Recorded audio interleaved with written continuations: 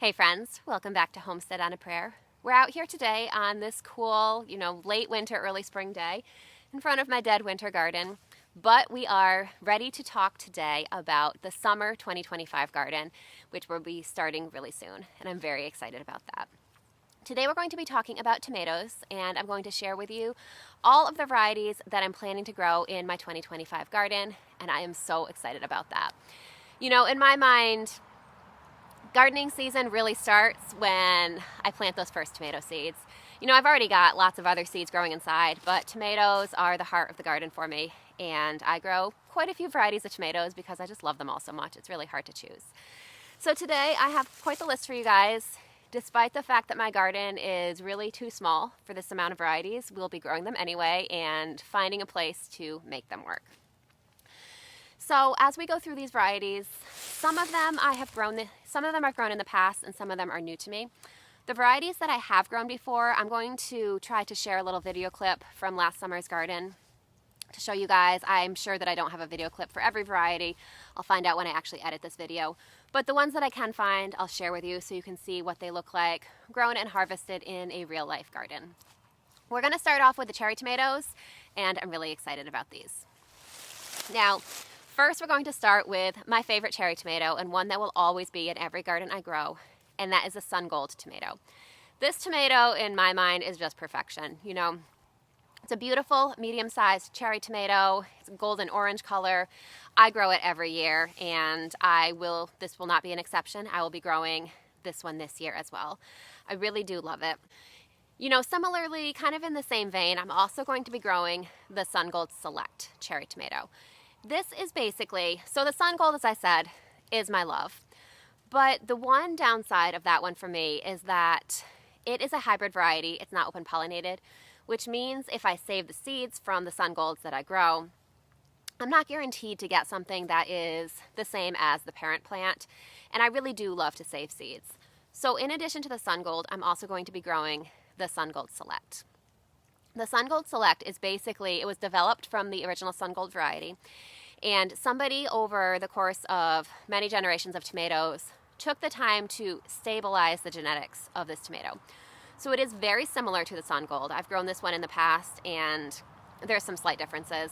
I think I actually slightly prefer the Sun Gold, but I'm still always going to grow the Sun Gold Select as well because I like to save seeds from my garden every year. And that way, if something ever happened, if there was some sort of seed shortage or crop failure with Sun Gold seeds and I wasn't able to get those for 1 year, I have my Sun Gold Select seeds that I save for my own garden, and that just gives me a little bit of tomato security to know that I can grow my favorite variety no matter what happens. So I'll probably grow mostly Sun Golds, but I will grow maybe 2 plants of Sun Gold Select as well, just to have that seed saving security. Now, another similar variety that I'm going to grow this year, which I have grown, kind of on and off. I didn't grow it last year, but I have grown it in the past occasionally, is the Sun Sugar tomato.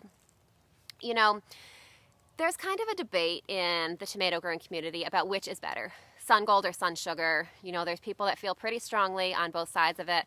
I'm not really sure where I stand. Every time I grow them, which I think I grew them together maybe 2 or 3 years ago, every time I grow them, I say I'm going to compare and I'm going to definitively decide my favorite, and I never really do. So we're going to be growing both of them this year, and maybe we can kind of decide together and see which one seems to do better. So I'm really excited to give that one a try again this year. Next, I'm going to be growing the Red Centiflora tomato. This is a medium-sized red cherry tomato. This one has an exceptional yield. It's really delicious. It's a good tomato. I will say the flavor is good. I don't think that it's an exceptional flavor. The Sun Gold, I love. That is by far my favorite cherry tomato. The Red Centiflora I like. I think it's a good, reliable cherry tomato, and I will probably always grow it, or at least grow it most years. I think that it's good. It's better than anything you get at the store. It's not amazing to me, but because it yields so well and because it's good, I will grow that one again this year. The other red cherry tomato variety that I'll be growing is the Matt's Wild Cherry. This one has an amazing flavor. It's got that real pop of fresh tomato flavor that's just so good in a summer garden. It's a really bright red fruit. It's definitely a small cherry tomato. It's smaller. I think it's probably the smallest one that I grow. And I do find, this is kind of a positive and a negative. There's pros and cons to it. I find that the skin is really thin, which makes it delicious and a really enjoyable eating experience. There's a hawk flying overhead up there. Thankfully, my chickens are in their run, so the hawk can't get to them, but probably hunting.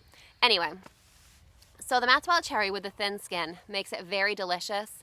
It does also make it fairly prone to cracking, so it's not really a big deal for me. I try to take a little more care when harvesting it so that I don't crack the tomato as I pick it. And I also try to make a point to harvest my cherry tomatoes, and honestly I do this for all of them, not just Maxwell cherry. Harvest them before any kind of significant rainfall, because rainfall does tend to, when tomatoes uptake a lot of water really quickly, that tends to make their skins crack, whether they're crack resistant or not. So I just make an extra point with the Maxwell cherry to harvest before heavy rain, and that's worked really well for us. Now, Maxwell cherry does yield really prolifically. It's another really good, reliable cherry tomato, so I'm sure I'll always grow that one too. Next, I have two very similar cherry tomato varieties. I am going to grow both of them, despite the fact that they're fairly similar. I mean, I had three that were basically like the Sun Gold, so I might as well have two that are like this one. The first is the black cherry. This is a classic cherry tomato. You know, it's a really deep, kind of like purplish brown color. It's got a really rich tomato flavor to go along with that really rich coloring. It's really very delicious. This one is a large cherry tomato, so I would tend to, if I'm serving this one in a salad or something like that, a lot of times I'll cut these in half because it's, you know, some people consider it like a 2-bite cherry tomato. It's really good, really delicious. I find that the yield is not always consistent year to year, which is the main reason that I'm growing the second variety that's similar to it. Some years it yields amazingly, other years not as well, but we really do enjoy that one, and I will probably grow that one every year. It's really, really good. Now, the similar variety that I mentioned is called Rosella. This one is similar to the black cherry. It's got that same smoky color. I'd say the flavor is probably not quite as good as the black cherry, but it's still really delicious and still really definitely worth growing. I think that it might be a little bit more consistent with yield than the black cherry. They're different enough, they kind of fill different needs in my garden, that I would like to grow both of them. If you're limited on space, I really don't think you have to grow both. I think you could choose, and either one would be a great choice. I am going to grow both of them because I have the seeds, and I'm going to make the space somehow. So we will be growing both of those, just very delicious. Now, I am also going to grow the Berry's Crazy Cherry Tomato. This one is a really prolific yielder as well. It also is a different color than any other cherry tomato that I have. You know, the Sun Gold I mentioned is a bright golden orange color. The Berry's Crazy Cherry is a pale yellow, kind of a creamy yellow color.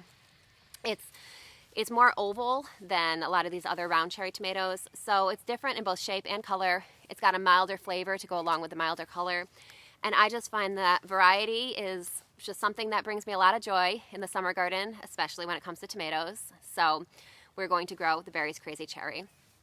Now, similarly to the Red Centiflora, this one is an exceptional yielder. It makes huge flower clusters, and whatever of those get pollinated will make, you know, a huge cluster of cherry tomatoes. We've been really impressed with the yield of this one as well, so we're definitely going to be growing this one again this year. Now, the one cherry tomato that is new to me, this is the only one that I've never grown before for my list, is the Isis Candy. I don't really know a lot about this cherry tomato, but it looked like it was sort of, not exactly striped, but it looked kind of multicolored, a little bit swirled. It looked really pretty, and I've heard great reviews of it for flavor. So this one's been on my radar for a couple years to give a try to, but it always got beaten out by something else that I wanted to try a little bit more. So I figured this was the year that I would give this one a try. So if you've grown that one before, let me know how you liked it. Let me know how it did. Any tips you have, I would love to hear that. So I'm excited to try that one. So next I want to talk about paste or sauce tomatoes. I'm only growing 2 varieties this year of these type of tomatoes. For now, I do use my large slicer tomatoes when I'm making other things like salsa or sauce or anything like that too. The benefit of using a specific sauce or paste tomato is that the water content is a little bit lower. And so when you're cooking it, it doesn't take as long to cook it down to a consistency that you would really like, you know, in your sauce or your salsa or anything like that. So I do want to have some tomatoes that are specifically set aside for that use, and then that also makes sure that we don't eat them all fresh, and then there's certain ones that just get set aside for preservation or not even always preservation. A lot of times we'll make fresh salsa over the summer and just eat it fresh and not can it. But just tomatoes set aside for that type of use as well. So I am growing the classic Roma tomato. This one I've grown a couple years and we've really always enjoyed it. Actually, I think the regular Roma I grew last year, that might have actually been the only time I grew it. I grew the Martino's Roma before that. But I think I was really happy. I'm not sure if I could really compare them. I don't remember well enough. But the classic Roma that we grew last year, I was really happy with. It yielded well. So we're going to be growing that one again this year. Probably just a handful of plants. And then I'm also going to be trying out a sauce tomato variety that I've never grown before. It's also a classic, and that is the San Marzano tomato. Now, that is one of the most well-known and popular sauce tomato varieties. So I figured we would give it a try. One thing that is interesting about the San Marzano tomato, as opposed to the Roma tomato, the Roma tomato is what's known as a determinate tomato.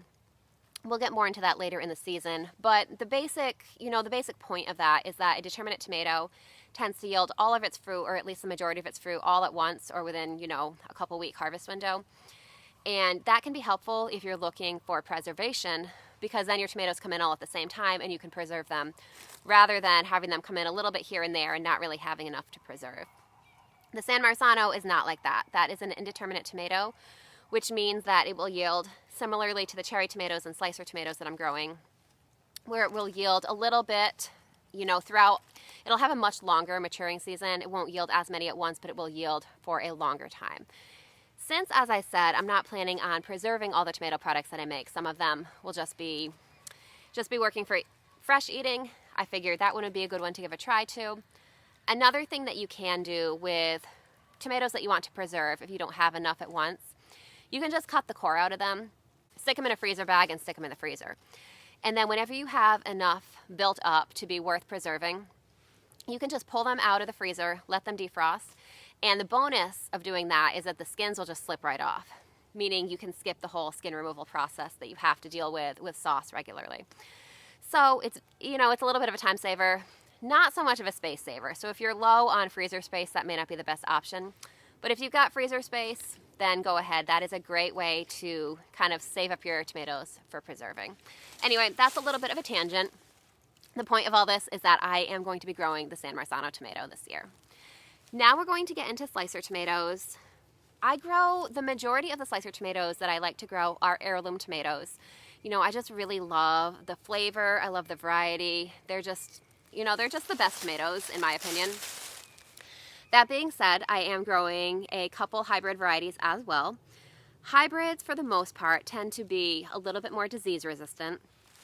Now, how disease resistant is going to depend on the specific variety and also on whatever tomato diseases are prevalent in your area. So you may want to do a little bit of trial and error to see which tomatoes work for you. The same is true for heirlooms as well. Different tomatoes work better in different areas. Now, I did also, by adding a couple hybrids to my growing repertoire, my goal, as I said, was to hopefully grow some more disease-resistant tomatoes and hopefully be able to extend my harvest season all the way up to frost. I did that last year and I found that it worked really well. So I'll be growing some of those same hybrid varieties as well this year, in addition to lots of wonderful heirlooms. So let's jump right into the slicing tomatoes. This is the largest part of my list by far. So first I want to mention a couple of the hybrid varieties that I alluded to. Last year in my garden, for the first time, I tried a couple of the Chef's Choice varieties. Chef's Choice is a line of tomatoes that come in lots of different colors. They are hybrid varieties. They're bred to be disease resistant and high yielding. So, I wanted to give a couple of those a try. And last year I tried the Chef's Choice Orange and the Chef's Choice Black. I really did enjoy the Chef's Choice Orange. So I'm growing that one again this year. Last year I picked up one of each of those varieties that I mentioned. I picked up a seedling at a local nursery. That was, a little bit of an impulse buy. This year I planned on that and I purchased seeds for the varieties that I'm growing. So I'll be able to start a few of each variety here at my house very soon. So I'm growing the Chef's Choice Orange again. I purchased seeds for that. Now the Chef's Choice Black, I didn't love it as much as I hoped to. I found that while I liked it, the flavor was very good. Most hybrids, really can't compete with a good heirloom when it comes to flavor. But I still wanted something that was good enough that was better than anything I'd get at the grocery store. And the Chef's Choice Black was good. It was better than what I'd get at the grocery store. What I found was that in my area, the fruits were a little bit more prone to rot. And, not getting as many usable fruits just didn't work as well for me. So even though I liked it, I decided we'll try the Chef's Choice Purple instead. So I purchased some seeds for the Chef's Choice Purple. That will be a new one. I figured it would be kind of similar to the black, but, maybe it'll probably have a little bit different disease resistance package than the Chef's Choice Black. So I'll give that one a try this year, and we will find out together how it compares. Next, I got this tomato from Baker Creek. This is definitely an impulse buy, and this purchase was definitely influenced by the Star Wars fans in my family.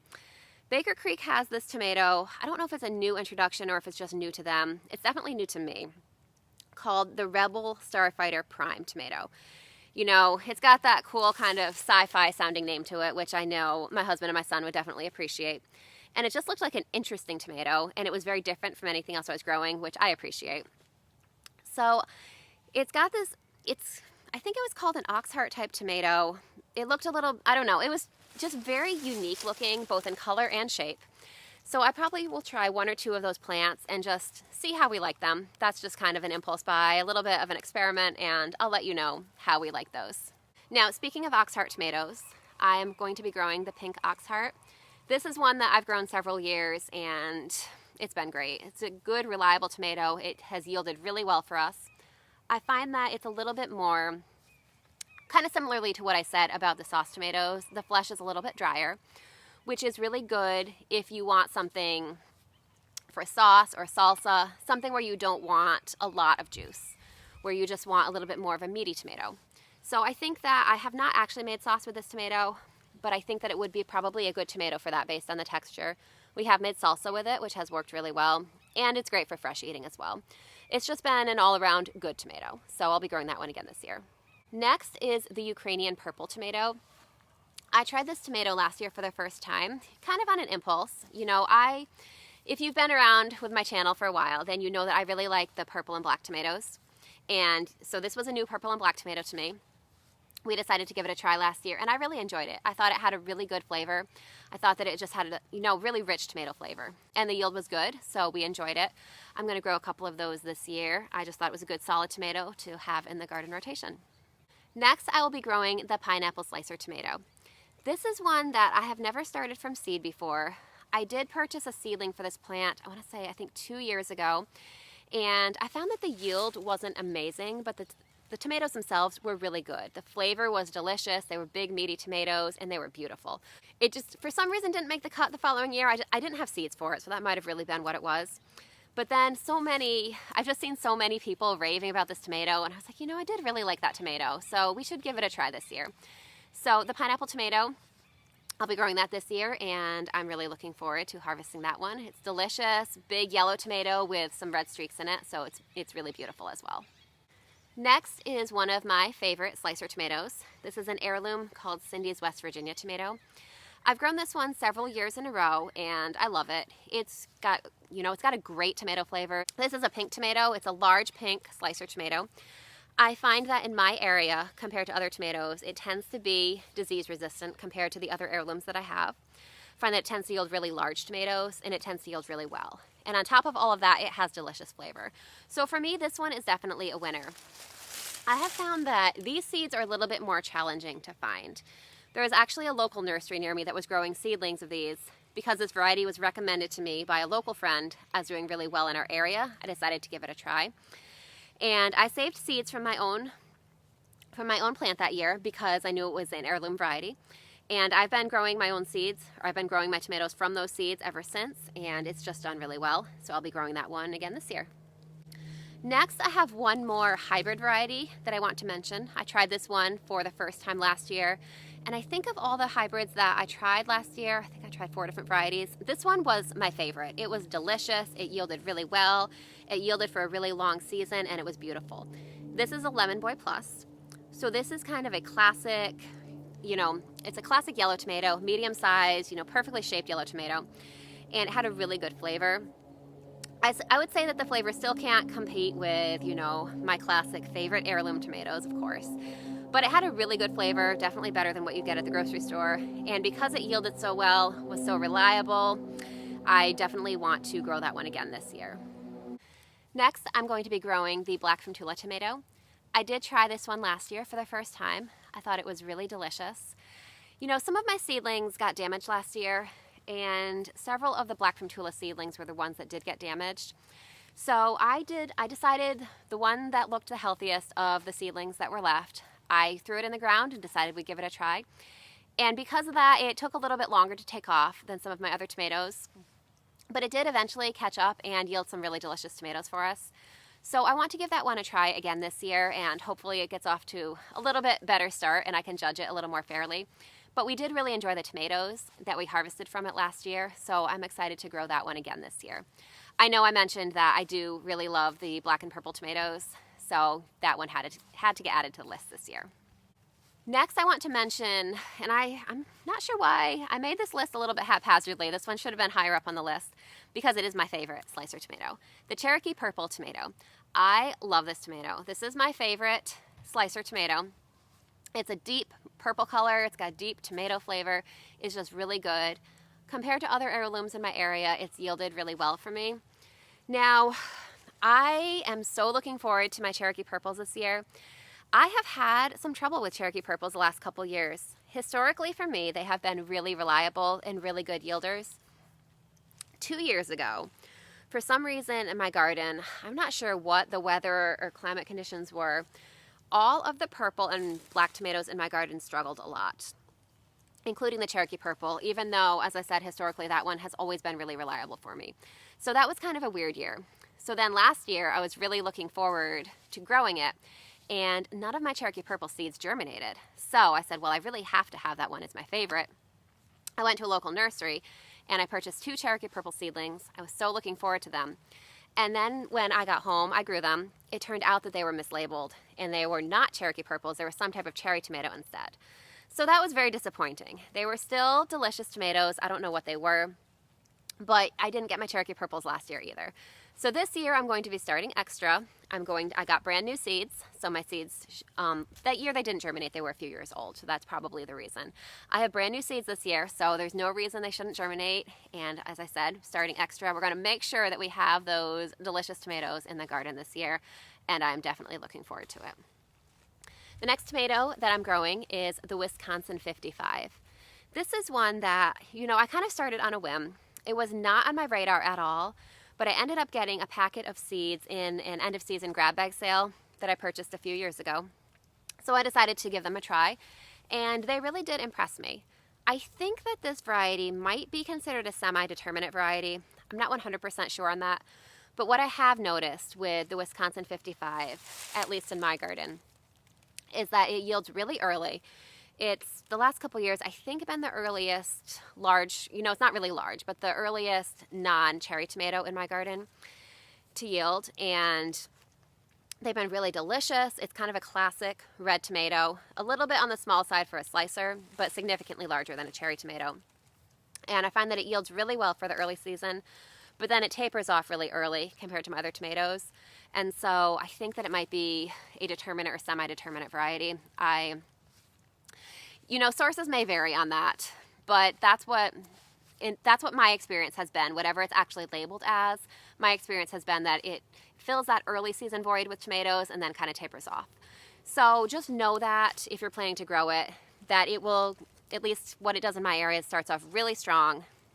And I find that it definitely fills the early tomato void, but I need to plan for it to taper off and kind of fill in that gap with some later maturing varieties to make sure I have tomatoes that go the whole season. That being said, the Wisconsin 55, I love it, and I will probably grow that one every single year. Now, the next variety that I'll be growing is the Azoichka tomato.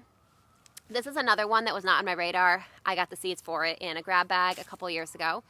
So I decided to give it a try and ended up really liking it. It yielded really well. This is medium to large sized yellow slicer tomato. And it's a true yellow. A lot of times when you see yellow tomatoes, they're called yellow tomatoes, but they're really like a golden orange type of color. This one is a true yellow, so it, brought some variety to my garden. I find that it yielded really well. I was impressed with how many tomatoes these plants produced. And it has a good flavor. Yellow tomatoes generally tend, while I do like them, they tend to not be my favorite because I find that the flavor is a little milder than I prefer in a tomato. But this one did have a little bit, it had that sweet yellow flavor, but I found that it had a little kick of acidity in it too, which I thought balanced it out pretty well. So that one is a great reliable tomato. So I'll be growing it again this year. I think this is going to be my third year growing it, so I'm excited to have that one in my garden again. The next tomato that I'm going to mention is completely new to me. This is the hillbilly tomato. These tomatoes, based on what I saw online, were really large, kind of bicolor tomatoes. I think kind of similar to the pineapple, where it was a yellow tomato with some red streaks throughout.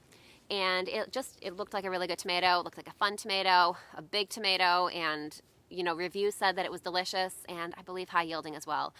So that one's completely new to me. If you have any experience with that one, I would love to hear it. If not, stick around and I will share my experience with you as the season goes on. That looks like a fun one to try. Another new variety to me this year is the mushroom basket tomato. I'm a sucker for unique looking tomatoes. The mushroom basket tomato is another one that, as I said, I've never grown before. It's supposed to be a red tomato. What makes it unique is how fluted it is. It's supposed to just be deeply lobed, ridged tomato, and I've heard that it has amazing flavor as well. I don't really know much about it, at least experientially. I've never grown it before. So I'm excited to give that one a try. If you have experience with that one, again, please share your experience with me because I don't really know much about it, but I'm excited to try it. Next, I'm going to be trying the pink Berkeley tie-dye tomato. This one just looked like a beautiful tomato, has great reviews for flavor, yield, size, all the things. It just looks like a beautiful tomato. I've never grown it before, but I've heard that it's amazing. So if you have experience, and hopefully your experience says that it's amazing too, go ahead and let me know. I'd love to hear about that one. Next, I'm going to be trying the carbon tomato. This one is another new one to me. This one I actually got in a grab bag seed order that I placed at the end of last year. So this was last year's seeds that got delivered to me, and I'm really excited to give it a try. I find that grab bags are really fun to me because sometimes I discover new varieties that, I wouldn't have necessarily thought to try them on my own, but when they're sent to me in a grab bag, it's hard to have seeds and not plant them. So I'm going to be giving that one a try. This one, as I said, I don't know a lot about it. It's a dark red tomato. I'm not sure if it's quite dark enough to be considered a purple or black tomato, but it looked like a deep red tomato, and if you've grown that one, I know that one's kind of a classic heirloom. I've just never grown it before. So if you have experience with that one, please let me know. I'm excited to grow that one too. The final tomato variety that I have on my list for this year is the New Yorker tomato. I've never grown this one before. I actually got seeds in a grab bag for this one too. I want to say, I think 2 years ago, and I haven't tried it yet. It wasn't on my radar, and it looked like kind of a classic tomato. There was nothing about it that really grabbed my attention. Even though, honestly, I live in Connecticut, I'm pretty close to New York. If there's a tomato that grows well in New York, the chances are that it's going to grow well in Connecticut as well. So I probably should have noticed it and given it a try for that reason, but I just didn't. There were too many other flashy varieties that caught my attention. And then the reason I decided to grow it this year was I saw a post, I think it was from Luke at My Gardener, which is actually where I got that seed packet, listing his favorite tomatoes, and that was on the list. And so I said, you know what, if someone who owns a seed company and has access to all the varieties says this is one of his favorite tomatoes, I should probably give it a try. So, especially since I already had seeds from it. So I'll be giving that one a try this year, and I will let you know if it lives up to the hype, at least in my garden. So that is my list of tomatoes this year. I'm not even sure how many tomatoes or tomato varieties were on it. A lot, probably more than I should be growing, but it's just so much fun to experiment in the garden.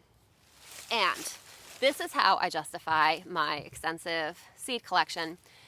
Seeds, especially tomato seeds, usually last for several years.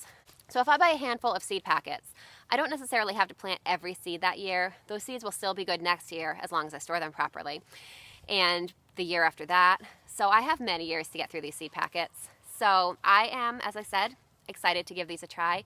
If you have any experiences to share about any of the tomatoes that I listed, please share. I would love to hear your experience. If you have other tomato varieties that you recommend that I try, I probably won't get to them this year just because I already have a lot of varieties. But I will definitely keep them in mind for the future, so I would love to hear your suggestions. So thank you so much for joining me and hanging out with me in front of this cold, dead garden that will not be, thankfully, cold and dead for long. I hope you're having a great day, and I can't wait to see you soon. I'll see you next time.